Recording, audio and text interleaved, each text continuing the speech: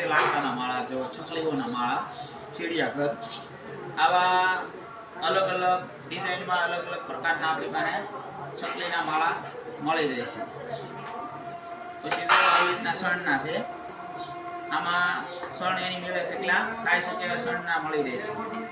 પછી આ છે પોપટના માળા, જો પોપટામાં માળો કરી શકે, આ પણ આપણી પાસે મળી રહેશે. પછી ચકલી ઘર, જો આમાં ચકલીઓ માળા કરી કે આમાં સિંગલ ઘર છે, ડબલ ઘર છે, બે મળી રહેશે.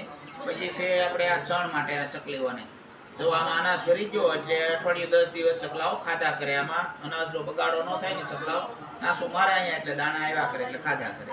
પછી આવે છે ચકલી ઘર, જો માટીના, આવા પણ આપણે બનાવીએ છીએ. પછી આ કોઈ દાણા પાણીના કે આ રીતના પણ વસ્તુ આપણે રાખીએ છીએ.